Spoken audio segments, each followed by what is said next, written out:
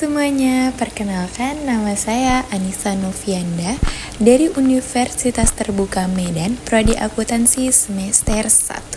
Saya akan menjelaskan peristiwa penting tentang perkembangan Pancasila dari masa ke masa. Sejarah Pancasila. Perkembangan Pancasila dalam konteks sejarah dari masa ke masa. Awal kemerdekaan, RIS, demokrasi terpimpin, Orde Baru, dan reformasi. Pada masa awal kemerdekaan tahun 1945, Pancasila ditetapkan sebagai dasar negara dalam pembukaan Undang-Undang Dasar 1945. Saat itu, bangsa Indonesia baru saja memproklamasikan kemerdekaannya dan menghadapi perjuangan mempertahankan kedaulatan. Meskipun kondisi negara belum stabil, semangat persatuan yang lahir dari Pancasila menjadi kekuatan utama bangsa ini. Memasuki masa Republik Indonesia Serikat tahun 1949. Bentuk negara berubah akibat hasil konferensi meja bundar. Dalam konstitusi RIS, Pancasila tidak tertulis secara eksplisit, namun semangatnya tetap hidup dalam rakyat Indonesia.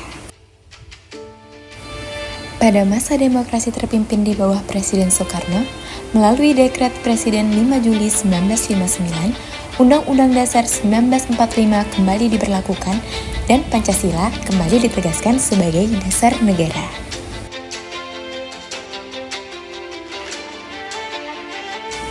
Lanjut, pada masa Orde Baru di bawah kepemimpinan Presiden Soeharto.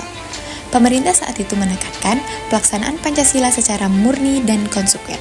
Diluncurkanlah program P4, Pedoman, Penghayatan, dan Pengamalan Pancasila, serta penataran bagi seluruh lapisan masyarakat. Namun, pada kenyataannya, Pancasila sering digunakan sebagai alat legitimasi kekuasaan, sementara nilai demokrasi dan kebebasan berpendapat dibatasi. Akhirnya, tibalah masa reformasi tahun 1998, sebuah babak baru dalam sejarah bangsa. Rakyat menuntut perubahan menuju kehidupan yang lebih demokratis dan bebas dari penindasan. Pemerintah juga membentuk BPIP, Badan Pembinaan Ideologi Pancasila, untuk meneguhkan kembali nilai-nilai Pancasila di tengah tantangan zaman. Berikut nilai-nilai Pancasila yang tercermin dari perkembangan sejarah, mulai dari masa awal kemerdekaan, masa Republik Indonesia Serikat, masa demokrasi terpimpin, masa Orde Baru, dan masa reformasi. Dari perjalanan sejarah tersebut, kita dapat belajar bahwa Pancasila bukan hanya warisan masa lalu, tetapi juga kompas moral dan arah hidup bangsa Indonesia.